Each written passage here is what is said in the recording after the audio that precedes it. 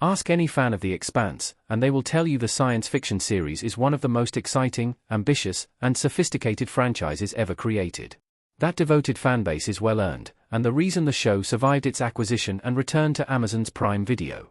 But that success story may also be one of the biggest struggles for any future adaptations, and the creators know it. Struggles or challenges aside, there is still no reason for fans to give up hopes of The Expanse returning for Season 7, or any other continuation of the TV show's adaptation of the core novel series. But even as the show's continuity has continued in outstanding Expanse comic sequels, and demonstrated the show's growing audience and accolades, the creators of the franchise grasp why realizing the full Expanse universe in live action could be getting harder, not easier. And this risk may not be as easy to overcome. The Expanse's sequels prove the biggest challenge for any spin-off. The creative team admits The Expanse's main cast is now a limiting factor. When word broke of Kickstarters for the Expanse comic sequels, the fans came through in force, shattering records to make it reality. Speaking on the Ty and That Guy podcast from Expanse co-creator Ty Frank and cast member Wes Chatham, the veteran writer behind that very record-breaking comic book, Andy Diggle, noted an unexpected challenge.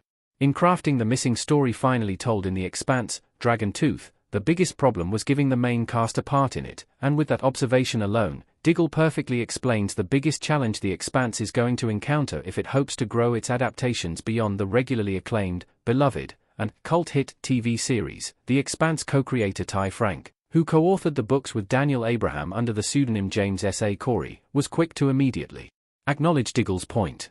At the same time, acknowledging that it is a limiting factor when discussing what an adaptation should include in the eyes of those bankrolling it, the argument makes sense, since the core characters of the Rocinante are the ones audiences will feel most connected to. But as Frank, Chatham, and Diggle all recognize, the same can't be said of the novels themselves. The Expanse books made the universe bigger than the main story. Creators made a point of avoiding this problem in the actual book series. Chad Coleman as Fred Johnson in The Expanse. It is almost always the case that the source material is more nuanced, more explorational, and simply more filled with characters than a live-action adaptation, and the same is true for The Expanse. Not only in terms of the volume of characters and subplots in the core novel series, but the additional short stories and novellas written to expose readers to new sides of the Expanse universe. Wes Chatham points to these stories as proof that the Rosai-only thinking is flawed, no matter what adaptation is in question. Importantly, Chatham points to not only the strength of the stories, but the commercial element as well, noting that it isn't as if the novellas were rejected or ignored by fans. It isn't a guarantee that the same would be true for comics, but at the same time, fans who support Rosai-centered stories aren't proving they're the only valuable ones, if those are the only ones they're being given. Unfortunately for Expanse TV and film, hopefully, all the same logic and risk applies there, too. Will The Expanse remain small, or be able to adapt its entire universe? The Expanse is more than just one show, but its creator knows that's a hard sell. Julie glowing blue in The Expanse. In many ways, The Expanse, A Little Death is a sign that publisher boom.